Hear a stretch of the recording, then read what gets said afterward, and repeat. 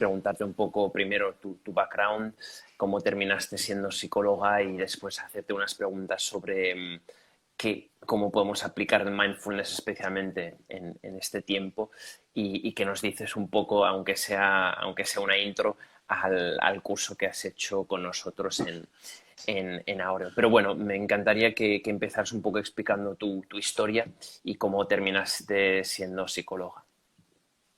Bueno, yo iba para periodista y todos los estudios, así como yo hacía BUP, hice BUP y COU, y bueno, me quería dedicar a escribir y al final, pues cuando dieron a escoger las carreras, viendo un poco la publicidad de la carrera de periodismo, leí aquello y dije, no, esto no va conmigo, no me gusta para nada.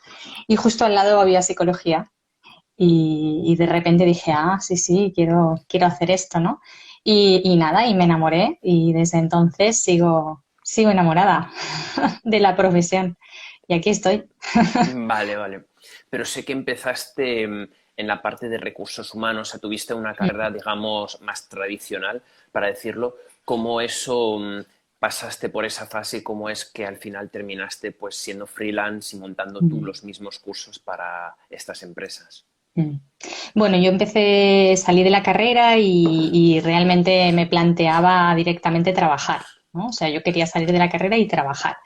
Entonces, bueno, en lo que había más trabajo era en recursos humanos, entonces empecé en empresas de tecnología y llevé bueno, la gestión, la dirección de los departamentos de recursos humanos y hubo un momento en que vi que aquello no era para mí, ¿no? Sobre todo porque o sea, lo de los horarios, ¿no? Las rutinas, siempre al final en las empresas me quedaba como estancada, ¿no? Había un punto en el que no podía eh, como ir hacia adelante, ¿no?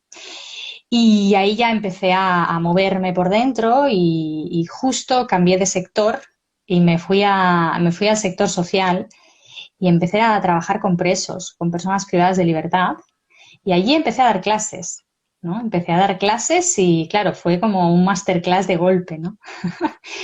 Porque, claro, allí encontré tesituras de todas las características, ¿no?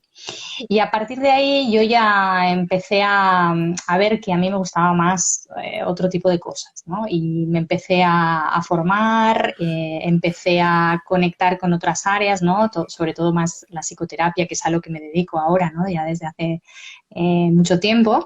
Y paralelamente, pues empecé a formar en todos los contactos que yo tenía en empresas ya, ¿no? Porque desde mi background en la parte de empresa, pues había tenido muchos contactos y había pues trabajado con otras empresas y a partir de ahí empecé a impartir clases. También es verdad que de alguna forma yo siempre digo que esto de dar clases me viene desde los 5 años, ¿no? O sea, yo siempre explico que en mi casa había una pizarra colgada y yo le daba clases a mis muñecos, ¿no? Con lo cual, realmente era como muy sencillo, ¿no? Algo como muy fácil, ¿no? Uy, Daniel, te he perdido. Ahora. No, aquí estoy. Ay, Daniel. Te llamo Daniel por tu Bueno, compañero, que siempre hablo con él. ya lo sé, lo sé. Y me cruzo los nombres. Y así fue. Entonces, pues desde hace ya pues, más de 10 años, ¿no? Compagino estas dos actividades, ¿no? La parte formativa para empresas en habilidades soft que tienen que ver mucho con lo emocional, con la gestión de las emociones, con el mindfulness, toda la parte del neuroliderazgo, ¿no? Del neurodesarrollo. Y luego pues tengo mi propia consulta como psicoterapeuta en Barcelona y online pues por todo el mundo. Y un poco esa es la historia. Vale. Y volviendo me parece súper interesante que tuviste esta experiencia dando clases a presos, ¿no? O sea, una parte de la sociedad que se ve muy poco, ¿no? Y tener esta interacción con ellos, ¿me puedes explicar un poco cómo fue esa experiencia y qué aprendiste a través de Mm. esta experiencia? Bueno, yo trabajaba con presos que ya estaban en segundo y tercer grado. Eso significa que ya estaban, de alguna forma ya les daban las oportunidades para ganar méritos, ¿no? Para ir consiguiendo poco a poco puntos, ¿no? Y posibilitar, pues, la salida y la inserción en el mercado laboral. Entonces yo trabajaba en el Raval de Barcelona, en una asociación sin ánimo de lucro, y allí nos los traían, ¿no? O sea, salían de los centros y nos los traían y hacían formaciones que estaban pensadas sobre todo para habilitarlos a nivel profesional. Entonces yo lo que hacía era daba las asignaturas más soft, ¿no? Todo lo que tenía que ver pues con comunicación, con el desarrollo emocional, con cómo ellos se tenían que presentar en las empresas, ¿no? Las entrevistas. Entonces fue una experiencia muy interesante porque, pues claro, ellos al final te cogían confianza, ¿no? Veías las diferentes casuísticas y luego eh, como el hecho de crear un vínculo con ellos, ¿no? Y la verdad es que era muy interesante. También la verdad es que pudimos insertar muy pocas, ¿no? Muy pocos se insertaron después de los cursos, pero los que sucedió, pues la verdad es que fue súper emocionante, ¿no? Como personas que se han pasado, pues yo qué sé, 10 15 años en prisión, al final logran un empleo, ¿no? Fue muy interesante la experiencia. Y a nivel más de emocional, ¿hay algunas cosas que notaste en personas que están atravesando este periodo en su vida? O sea, ¿notaste algo que te impactó, que tú pudiste también aprender de ellos a través de esta experiencia? Mm. Bueno, aprender, yo siempre digo que me paso la vida aprendiendo. O sea, si tú trabajas con personas y no aprendes, no sé cómo puedes trabajar con personas, ¿no? Ya. Porque realmente de todo el mundo aprendes, ¿no? Desde una persona que está privada de libertad hasta un alumno, hasta un colaborador o cada día con los clientes en psicoterapia, ¿no? Entonces, al final aprendemos de todo, ¿no? Claro, a mí aquello me dio muchas tablas porque yo pues tenía 10 años menos, ¿sabes? Entonces, claro, enfrentarte a un grupo, ¿no? Que además eran todos hombres, eh, que a lo mejor te sacaban tres cabezas, ¿no?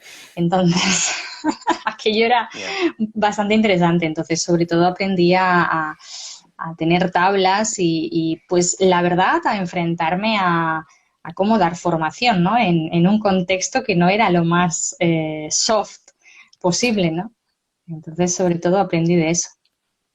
Y viste que pudiste tener un impacto en su reformación dentro de la sociedad, porque como dijiste, ¿no? Estuviste como en la parte 2 y 3, que es cuando vuelven a insertarse dentro de la sociedad. ¿Notaste que tú pudiste tener un impacto en ese sentido? Claro, decir que yo tuve un impacto directo, pues un poco es, a lo mejor es tener ahí como una parte muy egocéntrica, ¿no? Seguramente ahí, claro, hacen un acompañamiento, ¿no? La verdad ahora no sé cómo está todo el tema de las medidas penales y el acompañamiento a la inserción laboral y social, ¿no? Pero en aquel momento pues había como un dispositivo que trabajábamos en colaboración con ellos, ¿no? Y se montaban una serie de medidas que, claro, que evidentemente solo el hecho de que tuvieran que salir cada día del centro, ¿no? Y que tuvieran que tener una disciplina, pues evidentemente los ayudaba, ¿no? Y ahí, pues bueno, yo lo que intenté desde mi humilde postura es que adquirieran ciertos hábitos, ¿no? Ciertas competencias, cierto autoconocimiento, ¿no? Que al final es un poco lo que pretendo más o menos en el día a día, ¿no? Que la gente adquiera un conocimiento de sí mismos más profundo, ¿no? Y eso al final es una competencia muy importante en el mercado laboral y en la vida en general. ¿Y sabes por qué a nivel laboral no se trabaja de forma, digamos, directa estos skill sets? Porque como dijiste, es algo tan importante conocerte. Y en un ámbito laboral, yo que también tengo una carrera de más de 10 años en un ámbito laboral, es algo que jamás hemos trabajado, ¿no? Y saber tus puntos fuertes y también tus débiles y cómo puedes trabajarlos, me parece algo tan fundamental. Me sorprende que esto no sea algo más, que se vea más en las empresas, ¿no? Claro, ahora la verdad es que sí, ya, claro, yo me dedico a esto, entonces en los últimos años pues he podido impartir bastantes formaciones en relación al autoconocimiento, en relación a la comunicación, ¿no? En relación a las emociones. Yo creo, sinceramente, que hasta el momento en las empresas no se habían dado cuenta o no se han dado cuenta que la gestión de las emociones produce dinero. Es decir, cuando las personas emocionalmente están tranquilas, están en su centro, están motivadas, ¿no? Ahí pueden conectar con la creatividad y pueden conectar con la productividad. Entonces, el poder atender emocionalmente a las personas finalmente produce más dinero. ¿Cuál es el problema? El problema es que muchas veces las mismas personas que gestionan a personas no se atienden emocionalmente.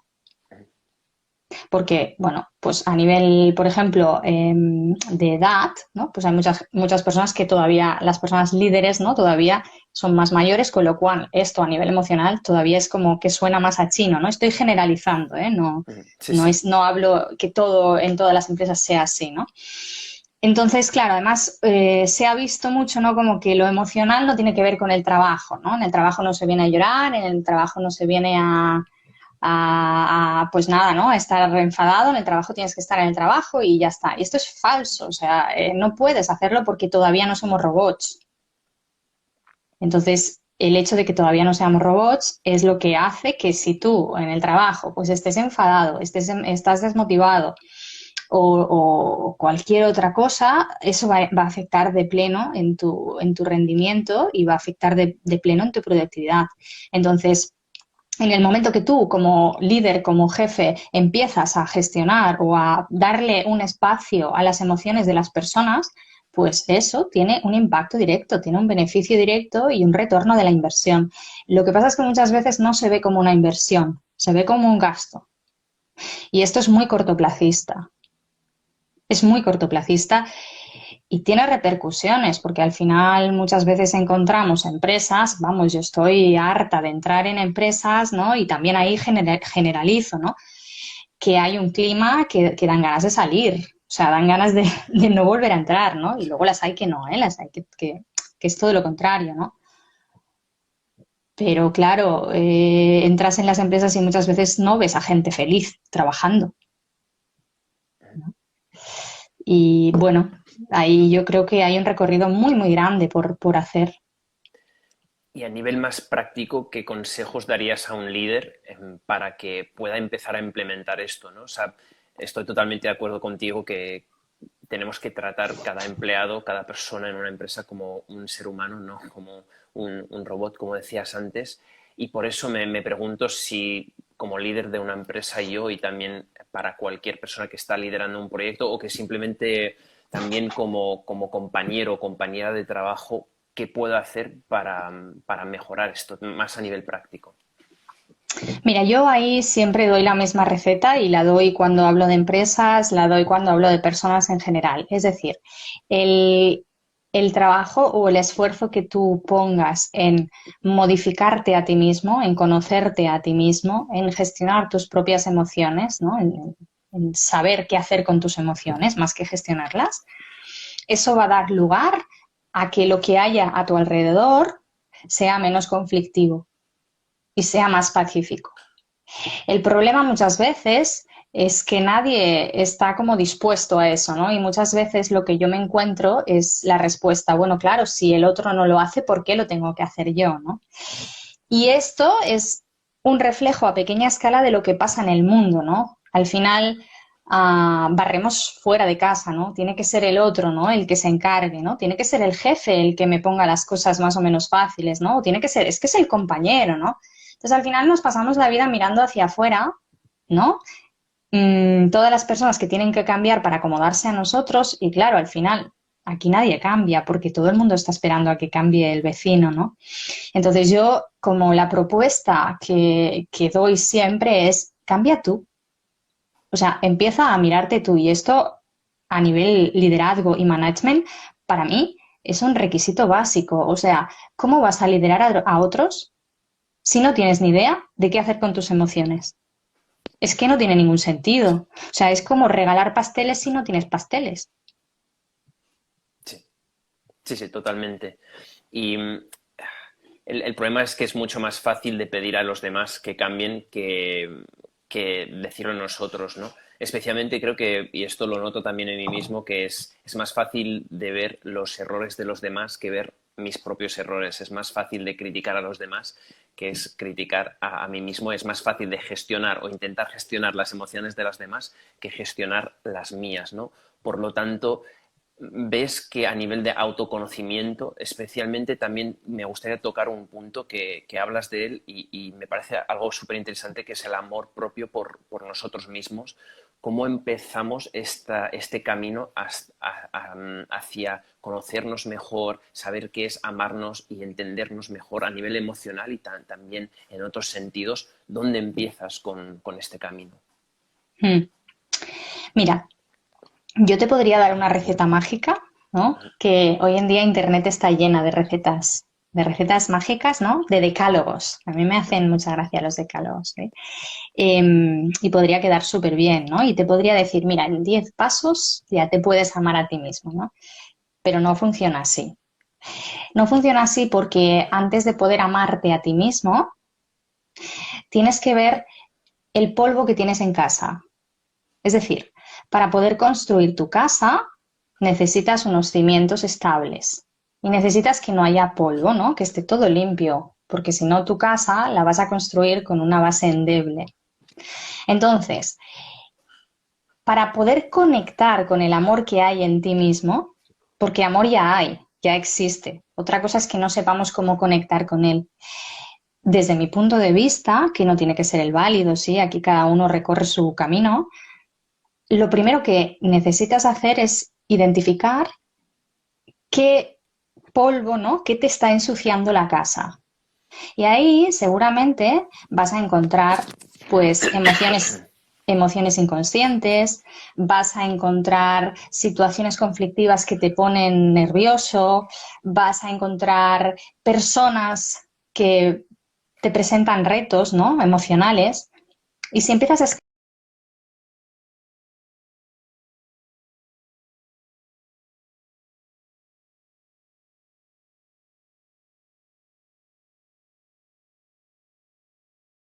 escarbar, ¿no? Y eso es un trabajo que a nivel psicoterapéutico es muy interesante, ¿no?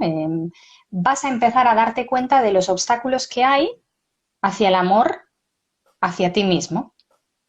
Una vez empieces a hacer limpieza de tu casa, te va a costar menos conectar con el amor hacia ti mismo. Para poder darte cuenta de todo esto, de inicio es muy importante la atención, ¿no? El observarte. Y de hecho, ¿no? Aquí lo enlazo ya con el mindfulness, ¿no? La observación a uno mismo, porque uno no puede querer algo que no conoce. O sea, uno no puede amar algo que no conoce, básicamente porque no lo conoce. Entonces, si no dedicas algo de tiempo a la observación y a la autoobservación, va a ser difícil acabar encontrando ese amor o esa estima en uno mismo. Sí, totalmente. Pues creo que es un muy buen enlace o sea, para los que están con nosotros, pues Natalia es la autora de un curso en Aureo que se llama Mindfulness para la gestión del estrés y me gustaría empezar este camino hacia hablar del mindfulness con una explicación básica porque sé que también en el Internet hay mil explicaciones de qué es el mindfulness. El mindfulness ahora es como una palabra que se escucha mucho, ¿no? Tienes que ser más mindful, el mindfulness en el día a día, todos estos temas creo que se hablan mucho y es muy difícil a veces de entender qué es el mindfulness, así que me gustaría empezar por tu explicación de qué es el mindfulness. Mira, básicamente esto del mindfulness no es nuevo, ¿vale? Esto tiene más años que Matusalén y viene básicamente de la meditación Advaita, que ya no ni te cuento, ¿vale? O sea, esto es al final el mindfulness, es meditar. Y meditar significa observarse, sin hacer nada más. O sea, me observo cómo, cómo actúo, observo cómo son mis sensaciones, observo cómo son mis emociones, observo cómo lavo los platos. ¿no? Porque a veces se da la imagen esta como que el mindfulness tienes que estar ahí súper iluminado, ¿no? Haciendo no sé qué cosas y tú puedes meditar lavando platos, ¿sabes? Esto no queda muy glamuroso, pero es así, ¿no? Yo siempre explico en los cursos de mindfulness que hace relativamente poco, un día, estaba pues poniendo los cacharros en el lavaplatos y de repente me di cuenta de lo rápido que estaba haciendo aquello, ¿sabes? No tenía nada más que hacer. Y dije, ¿y por qué narices estoy corriendo tanto? ¿Para qué? Si luego no tengo nada más que hacer, ¿no? Eso es una observación. Entonces, el mindfulness básicamente es observarse a lo largo del día y esto se puede hacer a través de tareas cotidianas, a través de situaciones cotidianas o en silencio contigo mismo. Esa observación, solo esa observación te permite llegar a otros lugares interiores y te permite muchas veces cambiar, ¿no? Yo me di cuenta que estaba poniendo los cacharros en el lavaplatos como a correpastillas, ¿no? O sea, súper... Y de repente, pues empecé a hacerlo con más calma. ¿Para qué correr tanto si luego no tengo nada más que hacer? O sea, es pasar como del piloto automático, ¿no? Esta cosa, ¿no? De me despierto, voy al trabajo, tengo 1500 cosas, vuelvo, ¿no? Y los fines de semana salgo, hago 1000 cosas y al final paso la vida un poco como de puntillas, ¿no? Y el mindfulness pues te ayuda a tener más conciencia y a poder, al final, estar más en conexión contigo mismo y en eso reside básicamente la plenitud, en estar en conexión contigo mismo. Vale. Y estamos pasando actualmente un periodo bastante especial donde pasamos mucho tiempo con nosotros mismos. A veces estás en solitario, otras veces pues estás en un sitio con 2 o 3 personas más. Y creo que es un tiempo muy oportuno para hablar de este tema y cómo podemos practicar el mindfulness en nuestro día a día, en los confines de nuestra casa. Pues la verdad es que tienes 1000 oportunidades para hacerlo, ¿no? Claro, a ver, me dices que tenemos muchas oportunidades para estar con nosotros mismos, y es verdad, pero también tenemos muchas distracciones, ¿no? Es decir, es muy fácil distraerse, ¿no? Me enchufo a Netflix, me enchufo a cualquier distracción y ya estoy distraído, ¿no? Entonces, en primer lugar, date cuenta de todas las veces que te distraes de ti mismo. Y algo que es importante entender es que por más que te distraigas de ti mismo, llegará un día que seguramente te acabarás encontrando contigo mismo, porque no podemos escapar de nosotros mismos, ¿no? Eso tiene alguna fecha de caducidad. Dicho esto, que ya es hacer mindfulness, ¿no? O sea, darme cuenta de cuántas veces me escapo de mí misma o de mí mismo, ya estamos haciendo mindfulness, ya estamos observando, ¿no? Pues te propondría que por la mañana, ¿no? Cuando te levantes, por ejemplo, y al desayunar, puedas observarte mientras desayunas, ¿no? Intenta no estar distraído con nada y ponle presencia a cada mordisco que das en ese desayuno, a las sensaciones físicas que experimentas mientras desayunas. Yo la primera vez que hice mindfulness mientras comía, lo hice con los ojos cerrados y me acuerdo perfectamente de lo que comía, que era cuscús, porque me duró el cuscús media hora o así, claro. Entonces ahí, en ese darse cuenta, vas a empezar a ver cómo tu mente funciona. Y tu mente te va a empezar a decir cosas en voz alta, porque básicamente la mente funciona así. La mente lo que hace es todo el día decirte cosas para llenar vacío, ¿no? Es como funciona la mente, ¿no? Es como te va dando propuestas, ¿no? Y otra propuesta, otra propuesta, otra propuesta de lo que tienes que ir pensando.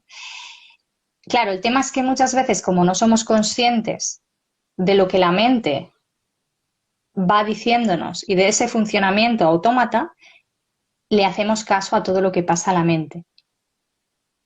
Entonces nos enganchamos a ese ruido y damos por válidos todos los pensamientos que nos pasan por la cabeza. No sé tú, pero por mi cabeza pasan chorradas, algunas más coherentes y otras menos coherentes. pero de el 100% de lo que pienso, pues no sé qué porcentaje es verídico, pero te diría que muy poco, ¿no? Entonces, solo cuando te levantas por la mañana y te pones a desayunar, si lo haces desde esa perspectiva consciente en la que estás observando tu mente, las sensaciones corporales, cómo estás dispuesto sentado, cómo masticas, cómo cortas los alimentos, ya estás haciendo mindfulness. Sí. Aquí me gusta enlazar lo que es, lo que también noto es la mayoría de mis pensamientos influyen mucho en cómo actúo, ¿no? Pues mi temperamento, mis emociones, ¿no? Suelo ver que la mayoría de mis emociones son negativas y por lo tanto lo más que pienso, más que doy vueltas a estos pensamientos, pues lo más que esto influye cómo soy en mi día a día, ¿no? Puedo ser más negativo. También noto que el mundo alrededor de muchas veces conecta con esa emoción negativa, ¿no? Puede ser a través de lo que lees en los periódicos, lo que lees en tu día a día. Por lo tanto, mi interés sería también que explicaras un poco cuando entran estos pensamientos, estas emociones, cómo puedes a través del mindfulness quitarlos, ¿no? O sea, intentar tener un posicionamiento más neutro, positivo, basándote en esa presencia, ¿no? En ese mindfulness. Bueno, luego haré una pequeña práctica que se basa mucho en observar los pensamientos, ¿no? Para que, bueno, al final yo intento siempre que imparto clases o explico que las personas hagan vivencia de esto que explico, ¿no? Porque finalmente explicar está muy bien, ¿no? Pero si no lo vives, esto se queda en nada, ¿no? Se queda en humo, ¿no? Entonces, yo te lo voy a explicar ahora, pero luego cuando hagamos la práctica va a ser cuando realmente lo comprendas. ¿M? Vale. Lo vas a comprender corporalmente, digamos. Vale, pero entonces, porque tengo 5 minutos, la idea, por cierto, me gustaría hacer un inciso, sé que tenemos muchas personas que están siguiéndonos. Si tenéis cualquier pregunta para Natalia, ponerlos en los comentarios. Me gustaría tomar estos 5 minutos antes de que empecemos este ejercicio contigo para que nos expliques un poco el curso que has hecho en Aureo, que estamos muy ilusionados que lo hayas hecho, que expliques un poco lo que enseñas y los beneficios de las enseñanzas que tienes en este curso. Bueno, son 10 capítulos, aproximadamente de 15-20 minutos cada capítulo, entonces en cada capítulo me he intentado centrar en un tema, ¿no? Por ejemplo, explico temas sobre el cuerpo, ¿no? Cómo son las emociones, qué son las emociones, dónde se sienten las emociones, por qué tenemos unas emociones y no otras, ¿no? Hay otro capítulo dedicado especialmente a los pensamientos, ¿no? Ahora que hablábamos de ellos, qué tipo de pensamientos nos pasan por la cabeza, por qué unos pensamientos y no otros, ¿no? En función de cada persona. Hay otro capítulo, por ejemplo, que está dedicado al cerebro, ¿no? Cómo el mindfulness incide en el cerebro y en el funcionamiento del cerebro, efectivamente a nivel positivo. Y luego hablo de muchos otros temas, ¿no? De cómo practicar mindfulness a través del arte, por ejemplo, ¿no? Los recursos artísticos que nos dan como muchas ideas para conectar con el aquí y el ahora, ¿no? Para conectar con las sensaciones físicas que tenemos. Y al final de cada capítulo siempre hay una práctica de mindfulness que tú puedes hacer pues todas las veces que quieras, y también hay recursos, ¿no? Que propongo, ejercicios que propongo paralelamente a estas prácticas. Y si hay como un objetivo que te gustaría que salgan las personas que toman este curso, ¿qué sería?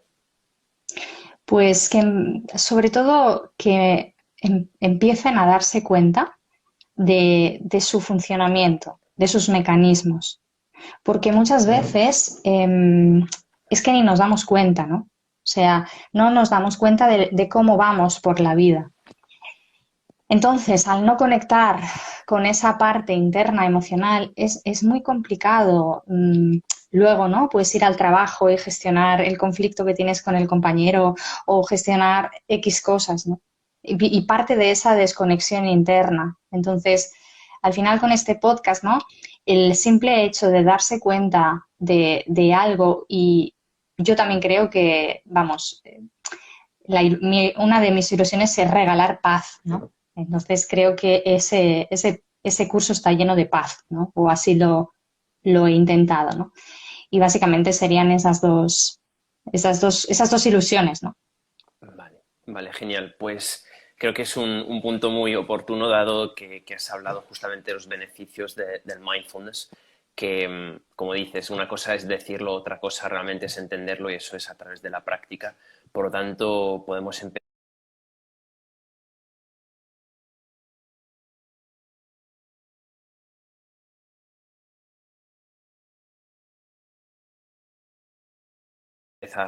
la práctica en sí. Estoy ahí ilusionado y me pondré a hacer la práctica contigo, así que lo dejo en tus manos. Ok.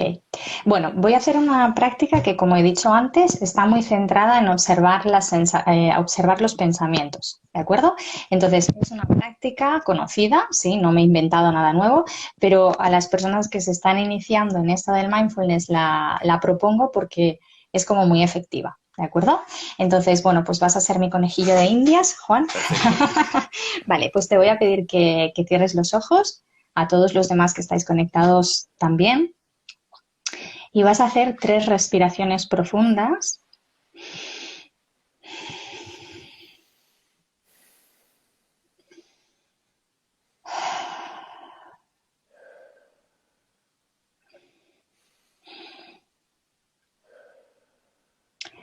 Te vas a colocar con la espalda recta, con los pies apoyados en el suelo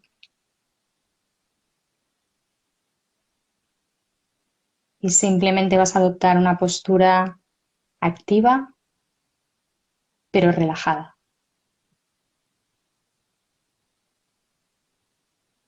Y ahora vas a visualizar en tu mente un río. Vas a visualizar que por tu mente cruza un río de agua clara, agua cristalina, agua fresca.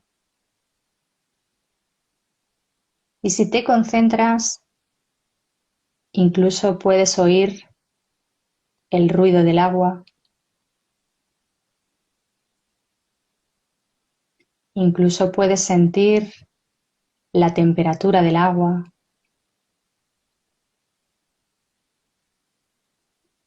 Y ahora vas a visualizar en este río troncos de árbol. Vas a ver cómo por este río van fluyendo troncos y van pasando con la corriente.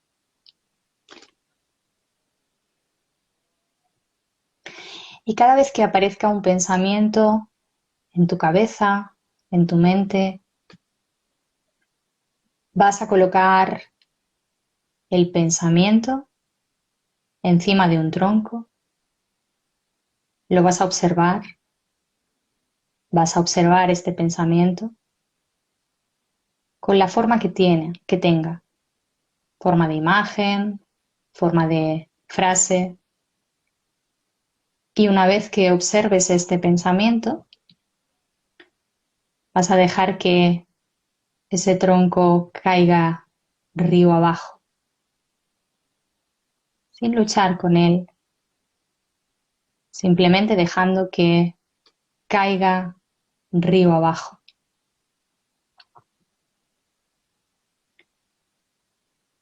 Y cuando aparezca otro pensamiento, lo colocas encima de un tronco y lo dejas ir río abajo, sin luchar para que no aparezcan pensamientos, abriéndote a que aparezcan todos los pensamientos que tengan que aparecer.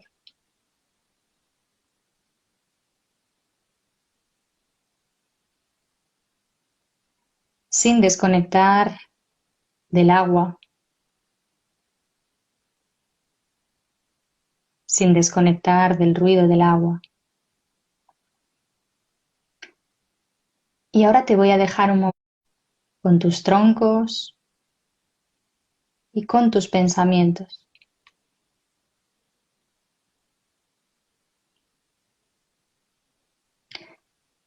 Para que vayas observando la actividad de tu mente.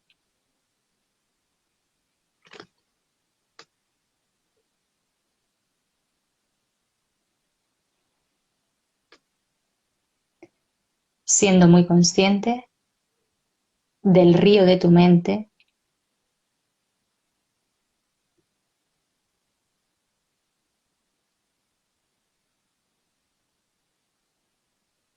y sin luchar contra ellos, dejando que aparezcan.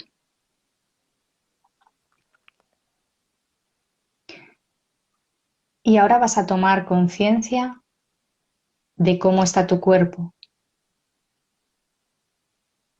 de qué sensaciones hay en tu cuerpo.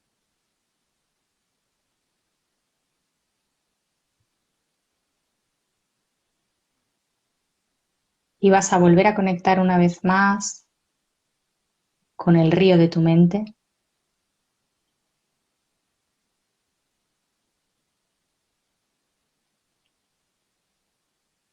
observándote a ti mismo,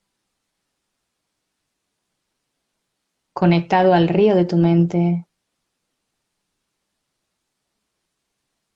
observando cómo permites que los pensamientos fluyan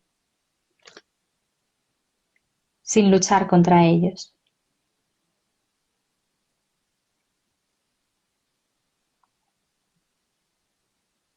Y ahora vas a hacer 3 respiraciones profundas.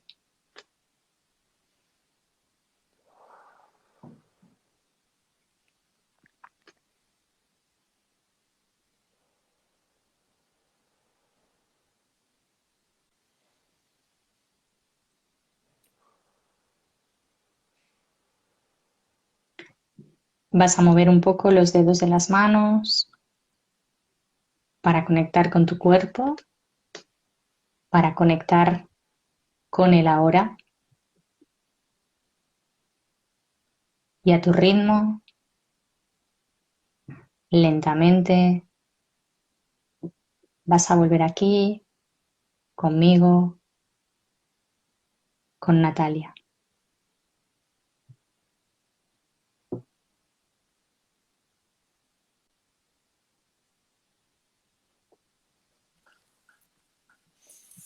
¿Qué tal, Juan? Buah, mucho mejor. La verdad es que no, fue un ejercicio, la verdad es que me siento mucho más ya presente que hace, ni sé cuánto tiempo ha pasado, unos 5 o 10 minutos, pero la verdad es que Sí, súper bien. Pues no, me doy cuenta de que aunque medito diariamente, me vuelvo a dar cuenta de la importancia de tomar este tiempo para mí mismo y lo que me aporta esos 5 o 10 minutos a veces, especialmente con el trabajo, me pasa que tengo tantas cosas que pongo por encima el trabajo que a mí mismo, ¿no? Y aunque sean 5 o 10 minutos, tomar ese tiempo para mí mismo, para mi salud mental, es increíble y agradezco de que hayas hecho este proceso conmigo. gracias a ti. Pues Natalia, ha sido un placer compartir este tiempo contigo. No sé si hay algo más que te gustaría compartir con las personas que nos siguen Sí, antes de terminar. un par de cosas. La primera, quería puntualizar que he hecho este ejercicio específicamente para que pudieras ver que el objetivo del mindfulness no es no pensar, sino que es darse cuenta de cómo funciona mi mente y no engancharme a nada de lo que me pasa por la cabeza, sino que vaya pasando. Paradójicamente, cuando aprendes a hacer esto, por tu mente cada vez pasan menos troncos. Esa es la primera cosa que quería decir. La segunda historia que quería decir es que, bueno, quien quiera y quien le apetezca tener alguna meditación así más gratuita, ¿vale? En mi web, nataliapomar.com, ahí pueden descargarse una meditación cortita pero bueno, si quieren y les apetece, ahí tienen, es una meditación también de 5 minutos o algo así. Vale, lo que haré también es al final, pues pondré el link a tu web para que todos Vale, tengan acceso a ella y también repetir esto, que Natalia tiene este curso en Aureo, que la verdad es que he escuchado los episodios, ya lo he comprado y la verdad es que es estupendo y tienes un par de meditaciones ahí y pues la verdad es que lo recomiendo muchísimo. Pues nada, Natalia, un placer estar contigo, compartir este tiempo. Espero que sea el primero de muchas llamadas que hacemos juntos, que justamente creo que en este periodo lo necesitamos más que nunca. Pero un placer estar contigo y eso, que para los que nos han visto, pues agradecerles también que se han sumado y nos veremos pronto. muchas gracias por invitarme, Juan. Nos A vemos ti, pronto. Natalia. Venga, un Hasta luego. abrazo. Que vaya muy bien. Chao. Chao.